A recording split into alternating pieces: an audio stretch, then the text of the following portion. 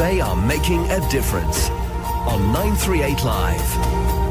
Now let's get down to some monkey business here on They Are Making a Difference and have a look at the Jane Goodall Primate Session 2014 that's happening this Saturday, 26th of July. I spoke to one of the speakers at the session, Andie Ang, who is a PhD student at the Department of Anthropology at the University of Colorado Boulder and the founder of the website Primate Watching. This 2014 Jane Goodall Primate Session is organized by Jane Goodall Institute, Singapore. And we want to, first of all, celebrate Dr. Jane Goodall's 80th birthday this year. And also we want to raise more awareness about the primates we have in Singapore. So what are the findings of the local primate research, and also get to know more about the researchers that are involved in this primate research. And of course, we hope that through this series of talks, we will be able to inspire a future generation of Jane Goodall. Jane Goodall, we all know her as an international figure, but maybe have not actually connected her to Singapore and research done in Singapore. Is the research on primates here very active? I would say that the primate research in Singapore is getting to be pretty active in the recent years. So as we all know that we have 3 primate species in Singapore, the slow loris, the long-tailed macaques, and also the banded leaf monkey. But not a lot is known about the other 2, which is the slow loris and banded leaf monkey. Most of people would know, be familiar about the long-tailed macaques. So we hope that through these sessions, we would learn more about the human and long-tailed macaque interactions, but also more on the other primates that we have in Singapore. So you're talking about the banded leaf monkey populations. Maybe you can tell us a little bit more about these monkeys. So the banded leaf monkeys that we have in Singapore, they are critically endangered, mainly because of their low population size.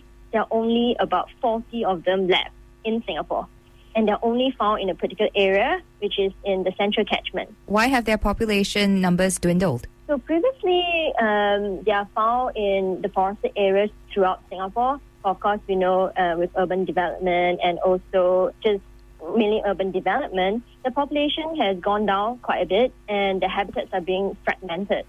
So in the 80s, by the 80s, they are only found in Bukit Timah Nature Reserve and also the Central Catchment Nature Reserve.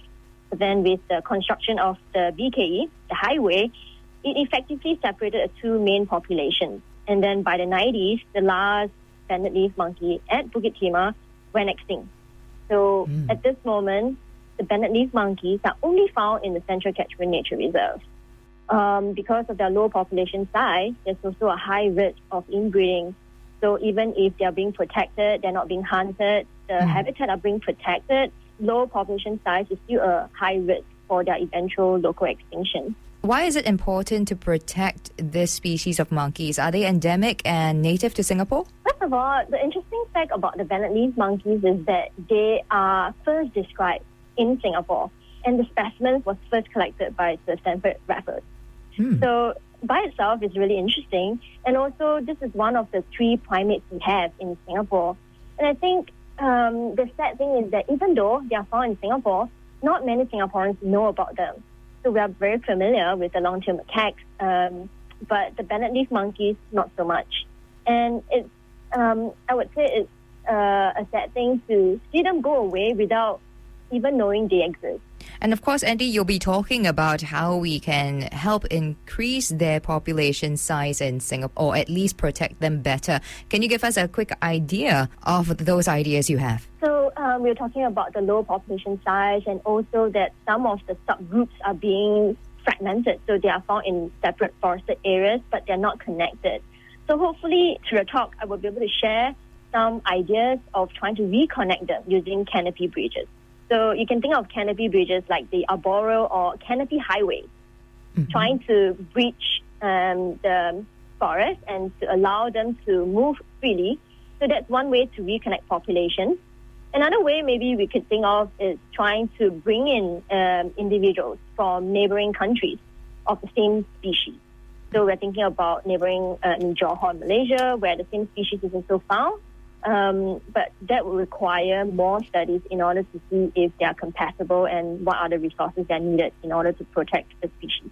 If you want to hear more of Andie Ang's talk, Reconnecting Banded Leaf Monkey Populations Using Canopy Bridges, as well as some of the other topics they'll be covering at the Jane Goodall Primate Session 2014 happening this Saturday, do register at tinyurl.com/primate session. The session is happening from 9 a.m. to 12:30 p.m. this Saturday, 26th of July at the Function Hall of the Singapore Botanic Gardens. This has been They Are Making a Difference. Thank you for tuning in. I'm Daphne Lim.